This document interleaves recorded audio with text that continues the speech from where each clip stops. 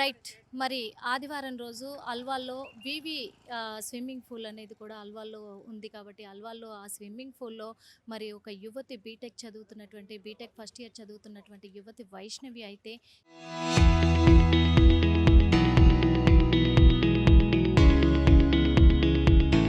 Swimming పూల్‌లోనే తన ప్రాణాలు కోల్పోవడం కూడా జరిగింది. ఆ విషయం ఇప్పుడు హాట్ టాపిక్‌గా మారింది సోషల్ మీడియాలో అని కూడా చెప్పుకోవచ్చు. ఎందుకంటే మరి తనతో పాటు ఇంకా తన ముగ్గురు ఫ్రెండ్స్ కూడా వెళ్ళినట్టుగా తెలుస్తూ ఉంది. వైష్ణవి లయోలా కాలేజ్‌లో తను బీటెక్ స్టూడెంట్‌గా చదువుతూ ఉంది.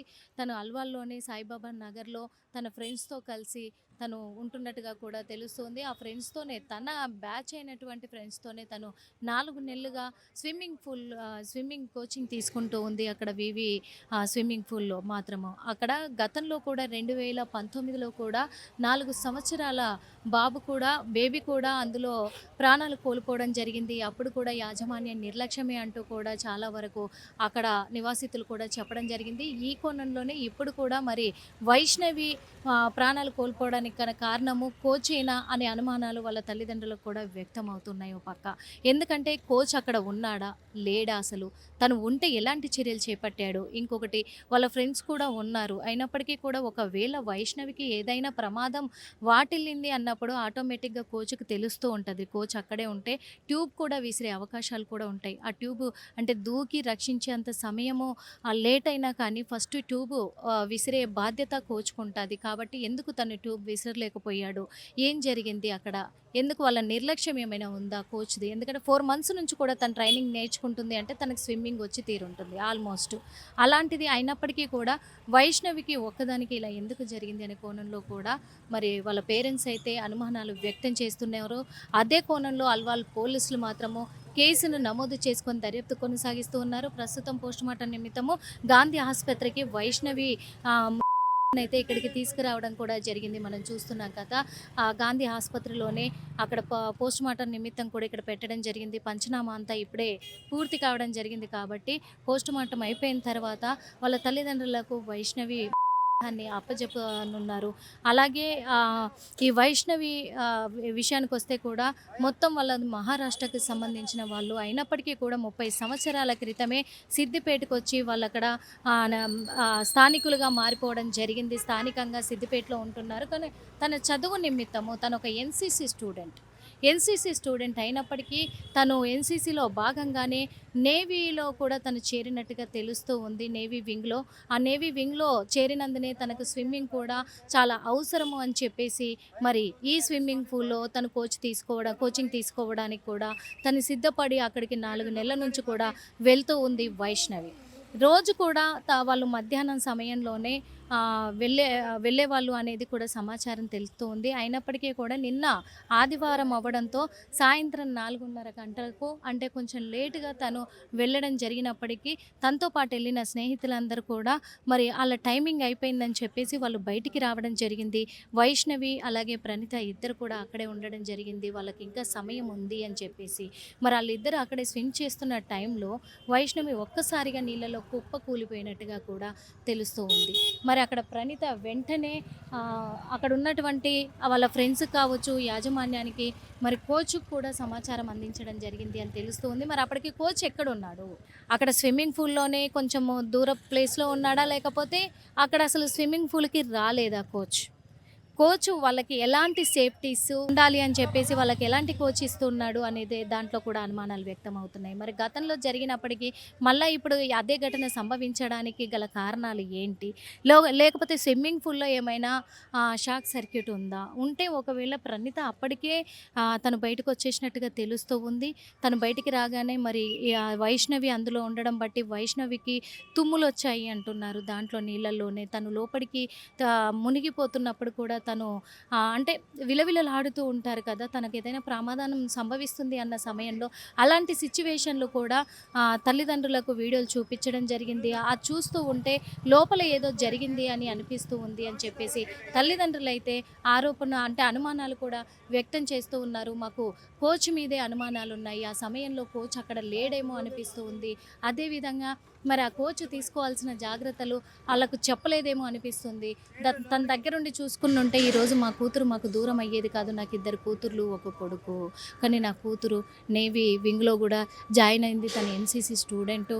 తను ఎంతో భవిష్యత్తు ఊహించుకున్న మనిషి తను. నా కూతురు, నా బిడ్డ ఎంతో భవిష్యత్తును ఊహించుకునింది తను. తన భవిష్యత్తుకు అనుగుణంగానే మేము కష్టపడి రూపాయి కూడబెట్టి కూడా నా బిడ్డని ఇక్కడ హైదరాబాద్‌లో మరి అరోరా కాలేజ్‌లో కూడా జాయిన్ చేయడం జరిగింది. అయినప్పటికీ ఈరోజు నా బిడ్డ కలలుగానే మిగిలిపోయాయి. మా కష్టానికి ఫలితం లేకుండా పోయింది. నా కన్న బిడ్డను దూరం చేసుకోవాల్సొచ్చింది ఇక్కడ ఒక కోచ్ వల్ల అని చెప్పేసి ఆ తండ్రైతే విలవిలలాడుతూ ఉన్నాడు ఒక పక్క. మరి ఈ కోణంలోనే ఇప్పటికీ పరారీలో ఉన్నారు. ఆ స్విమ్మింగ్ పూల్ యజమాని కావచ్చు, ఇటు కోచ్ ఇద్దరు కూడా పరారీలో ఉన్నారు. అల్వాల్ పోలీసులు దర్యాప్తు కొనసాగిస్తూ ఉన్నారు. కేసు నమోదు చేసుకొని మరి వాళ్ళను కూడా విచారించే ప్రయత్నంలో ఉన్నారు కాబట్టి కోచ్ ఏం చెప్పబోతున్నాడు? ఇటు వైష్ణవితో పాటున్న ఆ ముగ్గురు ఫ్రెండ్స్ ఏం చెప్పబోతున్నారు? మనం చూస్తున్నాము వైష్ణవి కోసం ఎంత పెద్ద బృందం వచ్చారో. వాళ్ళ కాలేజ్ వాళ్ళంతా కూడా ఇక్కడికి వచ్చారు.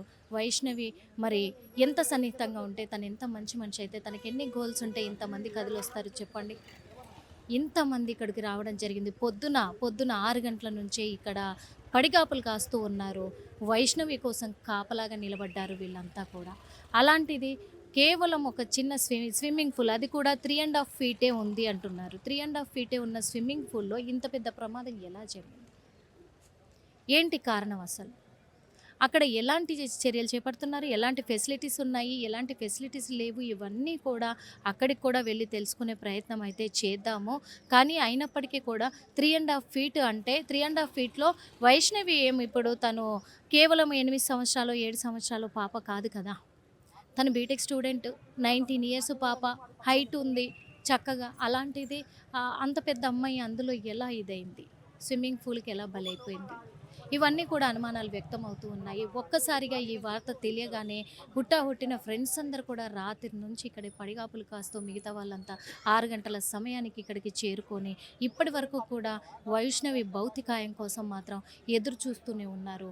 ఫ్రెండ్స్, తల్లిదండ్రులు, కుటుంబ సభ్యులు వాళ్ళు సిద్దిపేటలో 30 సంవత్సరాలుగా ఆళ్ళు అక్కడే స్థిరపడి ఉండడంతో కూడా సిద్దిపేట నుంచి కూడా చాలామంది చుట్టుపక్కల వాళ్ళంతా వాళ్ళకు ధైర్యంగా చేదోడు వాదోడుగా ఇక్కడికి చేరుకున్నారు. ఎంత హృదయ విదారకమైన ఘటన అని చెప్పుకోవచ్చు. ఎందుకంటే నిండు ప్రాణం, కళ్ళ ముందే తిరిగిన ప్రాణం రెప్పపాటులో దూరం అయిపోయింది. అంటే అది తట్టుకోలేకపోతున్నారు. ఎందుకంటే తన కాలేజీ నుంచి, రూమ్ నుంచి వెళ్ళిన అమ్మాయి, స్విమ్మింగ్ చేసుకొని వస్తానని వెళ్ళిన అమ్మాయి, లేదు ఇక అనే వార్త మాకు కదిలించి వేస్తుంది. మేము తట్టుకోలేకపోతున్నాము. అంత యాక్టివ్‌గా ఉన్న పర్సన్ ఏమైంది ఆ పర్సన్‌కి? కళ్ళు మూసి తెరిచే లోపు ఎలా దూరం అయిపోయింది అనే కోణంలో కూడా ఇక్కడ చాలామంది కూడా చాలా బాధను వ్యక్తపరుస్తూ ఉన్నారు. ఆళ్ళు ఒక విధంగా చెప్పాలంటే ఏం మాట్లాడాలి మేము మీడియా ముందు? ఏం చెప్పుకోవాలి? మా అనుమానం మాత్రం కేవలము అక్కడ ఉన్నటువంటి కోచ్ వల్లే. కోచ్ మీదే ఉంది. కోచ్ కరెక్ట్‌గా తన బాధ్యత తను నిర్వర్తించకపోవడంతో ఈరోజు మా అమ్మాయి దూరం అయిపోయింది. కాబట్టే మేము కోచ్ మీదే అనుమానాలు వ్యక్తం చేస్తున్నాము అంటున్నారు. ప్రస్తుతం మనమైతే మరి అల్వాల్లో ఉన్నటువంటి వివి స్విమ్మింగ్ పూల్ దగ్గరే ఉన్నాము. ఇదే ఆ స్విమ్మింగ్ పూల్ చూస్తూ ఉన్నాం కదా! వైష్ణవి ఇక్కడే తను ప్రాణాలు కోల్పోవడం కూడా జరిగింది. మనకు కనిపిస్తూ ఉంది క్లియర్‌గా కూడా. ఇప్పుడైతే ఇది సీజ్ చేసేసారు మొత్తం కూడా. పోలీసులు నిన్న రావడము, ఇక్కడ వైష్ణవి పరిస్థితి గమనించి మరి వైష్ణవిని ఇక్కడి నుంచి తరలించే క్రమంలోనే అప్పటికే ఇక్కడ కోచ్ గానీ, ఓనర్ గానీ ఇద్దరు కూడా పరారీలో ఉన్నట్టుగా గమనించిన పోలీసులు మరి ఇక్కడ స్విమ్మింగ్ పూల్‌నైతే మొత్తం లాక్ చేయడం కూడా జరిగింది. మనకి కనిపిస్తూ ఉంది అక్కడ. అక్కడ కనిపిస్తూ ఉంది. గేట్‌కి తాళం కూడా కనిపిస్తూ ఉంది. అందుకు మరి లోపలికి వెళ్ళడానికి కూడా అలో లేదు. అంటే అవకాశం లేకుండా పోయింది. గేటుకి లోపల నుంచి తాళం వేశారు కాబట్టి ఇదే ఆ స్విమ్మింగ్ పూల్ మనం చూసాము. అక్కడ నుంచి కూడా కనిపిస్తూ ఉంది స్విమ్మింగ్ పూల్ అంతా కూడా. అంటే ఇది కొంచెం పెద్ద స్విమ్మింగ్ పూలే ఉంది. అయినప్పటికీ కూడా వీళ్ళు ఎందుకు కోచ్ ఇక్కడ లేడు అని తెలుస్తూ ఉంది. కోచ్ లేనప్పుడు మరి స్టూడెంట్స్ ఎలా వచ్చి స్విమ్ చేస్తున్నారు? మరి కోచ్ లేనప్పుడు రావద్దు, పూర్తిగా మీరు నేర్చుకునేంత వరకు కూడా రావద్దు అని కొన్ని ఆంక్షలు అనేటివి ఉంటాయి కదా! కొన్ని కండిషన్స్ అనేటివి ఉంటాయి కదా! ఆ కండిషన్స్ మరి ఇక్కడ అప్లై చేయట్లేదా? ఆ కండిషన్స్‌కి మరి స్టూడెంట్స్ కట్టుబడి ఉండట్లేదా? ఏంటి అనే కోణంలో కూడా కొన్ని అనుమానాలైతే వస్తున్నాయి. ఇందాక మనము గాంధీ ఆసుపత్రి దగ్గర వైష్ణవి వాళ్ళ పేరెంట్స్‌తో మాట్లాడించే ప్రయత్నం చేసినప్పటికీ కూడా వాళ్ళు మీడియా ముఖంగా మాట్లాడకపోయినా ఆఫ్ ది రికార్డ్‌లో మాత్రం వాళ్ళు చెప్పడం కూడా జరిగింది. ఎందుకంటే మాకు ఆ కోచ్ మీదే అనుమానాలున్నాయి. కోచ్ మాత్రమే తన ఇది మొత్తానికి బాధ్యుడు అని చెప్పేసి కూడా వాళ్ళు చెప్పడం జరిగింది. ఇక్కడ మా అమ్మాయి తనొక ఎన్‌సీసీ స్టూడెంటు. బీటెక్ స్టూడెంట్ ఆమె. నేవీ వింగ్‌లో కూడా తను చేరింది. అలాంటిది రోజు 5 కిలోమీటర్లు పరుగెత్తే ఆ అమ్మాయి ఇప్పుడు ఈ స్విమ్మింగ్ పూల్‌లో ఎలా తను ఇదైపోతది? ఎట్లా తనకు హార్ట్ అటాక్ అలాంటివి ఎలా సంభవిస్తాయి? ఎందుకంటే హెల్తీగా ఉండే అమ్మాయి, అలాంటిది ఆ అమ్మాయికి ఇక్కడ మాత్రమే జరిగింది అనంటే వాటర్‌లోనే ప్రాబ్లమ్ ఉంది. అందులో ఏమన్నా షాక్ సర్క్యూట్ కొట్టిందేమో! అవంతా కూడా చెక్ చేసుకోకుండా అక్కడ మొత్తం కూడా సేఫ్టీ ఆహ్, హ్మ్, చర్యలన్నీ కూడా వీళ్ళు ఓనర్ కావచ్చు, ఇటు కోచ్ కావచ్చు వాళ్ళు తీసుకోకపోవడం వల్లే మా అమ్మాయికి ప్రాబ్లమ్ అయిందేమో! ఈ అమ్మాయితో పాటు ఎళ్ళిన వాళ్ళందరూ కూడా వాళ్ళకి టైం అయిపోయిందని ముందుకొచ్చేసినప్పటికి అంటే పైకొచ్చేసినప్పటికి కూడా మా అమ్మాయి కొంచెం లేట్‌గా ఎళ్ళడం వల్ల మరి మా అమ్మాయి అందులోనే ఉంది. కానీ ఆ సమయం సాయంత్రం సమయం కాబట్టి ఖచ్చితంగా కూడా మరి ఆ సాయంత్రంలోనే వాళ్ళు పవర్ ఆన్ చేయడం లాంటివి ఏమన్నా చేశారా? ఎందుకంటే కోచ్ అక్కడ లేడు. లేకపోవడంతో మరి ఓనర్ ఏమన్నా పవర్ ఆన్ చేయడం చేసినప్పుడు అందులోకి ఏమన్నా అర్త్ వచ్చుంటుందా స్విమ్మింగ్ పూల్‌లోకి? మా అమ్మాయి ఒక్కతే ఉన్నప్పుడు కూడా పోలీసులు వాళ్ళకి చూపించిన సీసీ ఫుటేజ్ ప్రకారంగా కూడా అమ్మాయి తుమ్ముతూ ఉంది నీళ్ళ లోపలే. అప్పుడే లోపలికెళ్ళిపోతూ ఉంది పాప కూడా.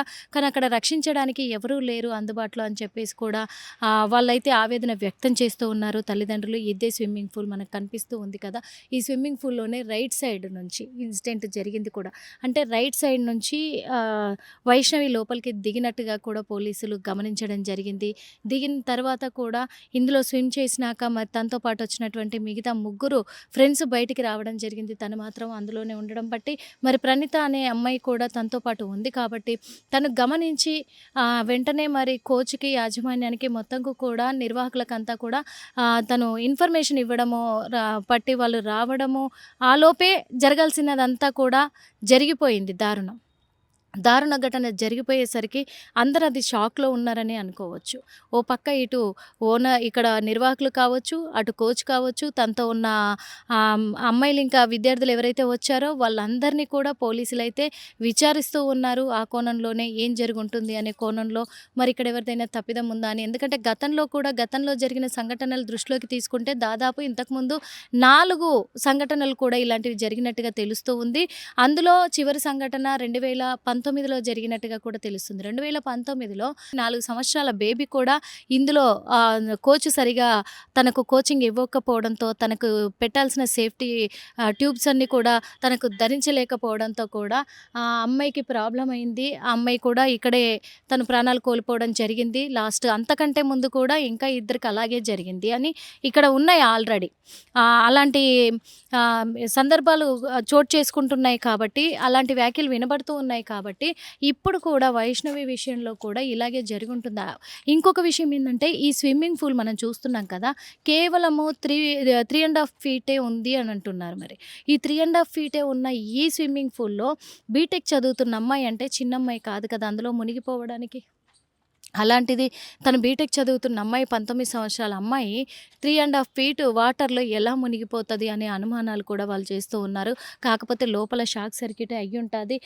ఆ సేఫ్టీస్ అన్నీ కూడా తను కోచ్ చూసుకోలేదు, చెక్ చేసుకోకపోయి ఉంటాడు అని చెప్పేసి అనుమానాలైతే వ్యక్తం చేస్తూ ఉన్నారు తల్లిదండ్రులు. మాకు న్యాయం కావాలి. ఎందుకంటే ఏ స్విమ్మింగ్ పూల్‌లో కూడా ఎవరికీ ఇలాంటివి అంటే పిల్లలు ఎంతో ఎక్సర్సైజ్ పరంగా కావచ్చు, వాళ్ళు అనుకున్న గోల్‌కి రీచ్ అవ్వాలంటే స్విమ్మింగ్ చేస్తే హైట్ పెరుగుతారు.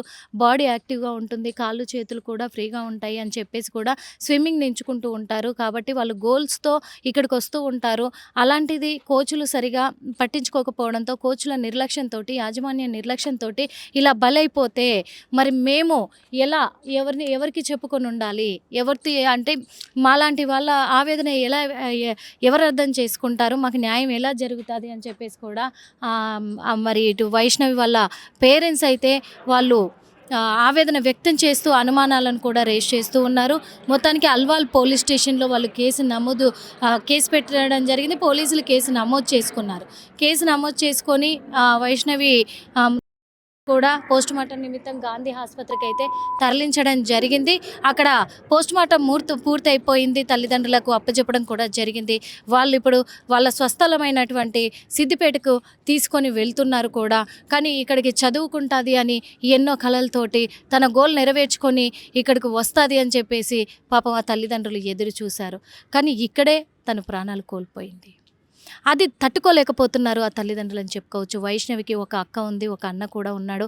వైష్ణవి చిన్నది. ఈ స్విమ్మింగ్ పూల్‌లోనే తన టైమింగ్స్ అంటే ఇక్కడ మనకు టైమింగ్స్ కూడా ఇచ్చారు చూడండి. సాయంత్రం టైము 4-9 అయితే ఆ అమ్మాయి మామూలుగా అయితే 10-4 అట్లా పెట్టుకుంటూ ఉంటుంది అని తెలుస్తూ ఉంది. ఆ రోజు 4:30కి అట్లా వచ్చింది అమ్మాయి. 4 PM to 9 PM అంటే ఆ అమ్మాయికి 4:30కి వచ్చింది. అంటే హాఫ్ అన్ అవర్ లేట్‌గా వచ్చింది కాబట్టి ఒక హాఫ్ అన్ అవరు వీళ్ళు ముందుగా పైకి వచ్చేసారు తనతో పాటు వచ్చిన వాళ్ళు. ఆ అమ్మాయి ఇంకొక హాఫ్ అన్ అవర్ ఉంది కదా నాది అని చెప్పేసి ఆ అమ్మాయి చేస్తూ ఉండడంతో కూడా రాత్రి సమయంలో కూడా ఇది సంఘటన జరిగినట్టుగా కూడా తెలుస్తూ ఉంది. మరి ఈ ఘటనను దృష్టిలో పెట్టుకుంటే స్విమ్మింగ్ పూల్ యాజమానులు ఎందుకంటే మొన్న కూడా ఒక విల్లాలో జరిగింది ఇలాగే సేమ్ సిచ్యువేషన్. విల్లాలో కూడా 5 ఇయర్స్ బాబు మరి స్విమ్మింగ్ పూల్‌లోకి దిగి తను స్విమ్మింగ్ నేర్చుకోవాలనే ఒక ఇదితోటి దాంట్లోకి దిగినప్పుడు తనకు ట్యూబ్స్ కూడా ఉన్నాయి. అన్ని సెక్యూరిటీలు ఉన్నాయి. అయినప్పటికీ కూడా వాటర్‌లో షాక్ సర్క్యూట్ రావడం అనేది బాధాకరం. అప్పుడు చూసాము వాటర్‌లో షాక్ సర్క్యూట్ తోటి పాపం అక్కడ 5 ఇయర్స్ బాబు తను ప్రాణాలు కోల్పోవడం జరిగింది. ఒక విగత జీవిగా మిగిలిపోవడము మనం చూసాం విల్లాలో. అంటే స్విమ్మింగ్ పూల్‌లలో కూడా ఇలాంటి డేంజరస్‌గా సిట్యుయేషన్‌లు ఉంటే ఎవరికైనా భయమే కదా! మరి సేఫ్టీ జోన్‌లు ఎక్కడున్నాయి? అవి చూసుకోవాలి కదా! ఎప్పటికప్పుడు యాజమాన్యము, నిర్వాహకులు ఇక్కడ కోచ్‌లు కూడా అన్నీ చెక్ చేసుకోవాల్సిన బాధ్యత వాళ్ళకుంది కదా! స్విమ్మింగ్ పూల్‌లో కంపల్సరీ స్విమ్మింగ్ నేర్చుకోవడానికి వచ్చిన వాళ్ళు కావచ్చు, స్విమ్మింగ్ వచ్చి కాసేపు స్విమ్ చేసుకొని వెళ్దాము అనే వాళ్ళు కూడా ఉంటారు చాలామంది. ఎవరైతే కస్టమర్లు ఇక్కడికి వస్తూ ఉన్నారో వాళ్ళు స్విమ్మింగ్ పూల్‌లో దిగినప్పటి నుంచి సేఫ్‌గా వాళ్ళని స్విమ్మింగ్ పూల్ నుంచి బయటికి తెచ్చేంత వరకు అక్కడ కోచ్‌ది, నిర్వాహకులది ఖచ్చితంగా బాధ్యత ఉంటుంది. మరి ఆ బాధ్యతని ఎందుకు మర్చిపోతున్నారు? బాధ్యత పట్ల ఎందుకు నిర్లక్ష్యం చేస్తున్నారు? ఆ నిర్లక్ష్యానికి గల కారణం ఏంటి? ఇవన్నీ కూడా పోలీసులు ఈ విషయంలో జోక్యం చేసుకోవాలి, బాధ్యత తీసుకోవాలి. అలాగే మరి ఈ స్విమ్మింగ్ పూల్ ఇప్పటికే 4 కేసులతోటి నిండిపోయి ఉన్నటువంటి ఈ స్విమ్మింగ్ పూల్ పైన పోలీసులు ఎలాంటి చర్యలు చేపట్టబోతున్నారనేది కూడా చాలా ఇంపార్టెంట్. ఇంకొకటి స్విమ్మింగ్ నేర్చుకునే వాళ్ళకు కూడా ఒక సూచన ఏంటి అంటే కూడా స్విమ్మింగ్ నేర్చుకోవడానికి వస్తున్నప్పుడు ఖచ్చితంగా కోచ్ మీ పక్కనే ఉండేలాగా మీరు చూసుకోవాలి. ఎందుకంటే ఏం జరుగుతుందో తెలియట్లేదు కదా! మీకు తెలీదు అన్నీ కూడా.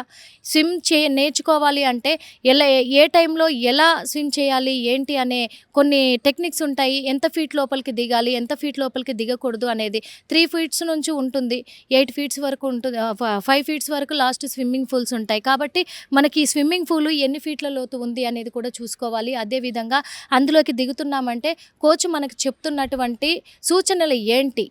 అవన్నీ కూడా తూచా తప్పకుండా పాటించుకోవాలి. నీళ్ళతో చెలగాటం ఆడొద్దు కదా! గంగమ్మ తల్లి కదా! మరి అదే అంటారు జలగండము అంటారు. మరి ఆ జలగండాలు కూడా పొంచి ఉంటాయి కాబట్టి ఇచ్చే సూచనల మేరకు ఖచ్చితంగా కూడా ఇక్కడ స్టూడెంట్స్ కూడా ఖచ్చితంగా అవి పాటించే స్విమ్మింగ్ పూల్‌లోకి దిగాలి. మనం నేర్చేసుకున్నాం కదా! ఏమున్నదిలే మనకొచ్చేస్తదిలే దిగేద్దాం లోపలికి కోచ్ తర్వాత వస్తాడులే ఇలా అనుకుంటే ఇలాంటి ఘటనలు జరుగుతాయేమో కదా! అందుకే ఎప్పటికైనా ప్రాణాల మీదకి తెచ్చుకోకూడదు. ఇలాంటి ఘటనలు చూడాల్సొస్తది. అందుకే ఇటు కోచ్‌లకు బాధ్యత ఉంటది, నిర్వాహకులకు బాధ్యత ఉంటది, స్విమ్మింగ్ నేర్చుకునే వాళ్ళకు, స్విమ్మింగ్ చేసే వాళ్ళకు కూడా బాధ్యత ఉంటది. ఖచ్చితంగా వర్తిస్తది. అలాంటప్పుడు ట్యూబులు లేకుండా స్విమ్మింగ్ పూల్‌లోకి దిగితే, మరి కోచులు లేకుండా స్విమ్మింగ్ పూల్‌లోకి దిగితే చూసాం కదా! ఏ టైంలో ఎలాంటి సిచ్యువేషన్ వస్తదో. నిన్న వైష్ణవికి సంభవించిన ఘటనే. ఆ ఘటనలోనే ఆ వాటర్‌లోనే తుమ్మినట్టు తెలుస్తూ ఉంది. ఎందుకంటే ఆ వాటర్‌లో తెలుస్తూ ఉంది తను కొట్టుకోవడం అనేది అని అక్కడ పేరెంట్సే చెప్తున్నారు. అలాంటప్పుడు తను తుమ్ముతున్న ఆ సిచ్యువేషన్‌లో అలాంటి సిచ్యువేషన్‌లో గమనించినట్లయితే కోచ్ వెంటనే లోపలికి దూకి తీయడమా లేకపోతే ట్యూబ్స్ సాయంతోటి తనని బయటికి రప్పించడమా ఏదో ఒకటి చేస్తూ ఉంటారు. ఎలా దిగమంటున్నారు మమ్మల్ని అని కూడా మీరు క్వెషన్ చేసే హక్కు మీకుంటుంది కదా! సో ఇవన్నీ కూడా దృష్టిలో పెట్టుకొని ఖచ్చితంగా స్విమ్మింగ్ నేర్చుకోవాలనుకున్న, స్విమ్మింగ్ చేయాలనుకునే వాళ్ళు కానీ వీళ్ళంతా కూడా కొంచెం జాగ్రత్త పాటించండి. అలాగే నేర్పించే అది ఇక్కడ కోచ్‌లు కావచ్చు, నిర్వాహకులు కావచ్చు వీళ్ళంతా కూడా బాధ్యతతోటి నడుచుకుంటే చాలా బావుంటుంది. బాధ్యత రహితంగా నడుచుకొని ఇతరుల ప్రాణాలతోటి చెలగాటమాడొద్దని ఆర్‌టీవీ ముఖంగా కోరుకుంటున్నాం. మరి పోలీసులు దీంట్లో ఏం ఛేదించబోతున్నారు? షాక్ సర్క్యూటా? లేకపోతే తనకేదైనా హార్ట్ అటాక్ సంభవించిందా? లేకపోతే ఏంటి ఆ టైంలో తుమ్ములొచ్చిన టైంలో వాటర్‌తో కూడుకొని ఉన్నాయి కదా! ఏం జరిగిందనే కోణంలో దర్యాప్తు కొనసాగిస్తున్నారు కాబట్టి ఏం చెప్పబోతున్నారు పోలీసులు అనే దానిపైన వేచి చూద్దాం. కెమెరామెన్ మధుతో Nirmala RTV. Local to global news at your fingertips. మీ చేతిలో ఒక ఆయుధం. Download raw TV app. Media legend Ravi Prakash is back.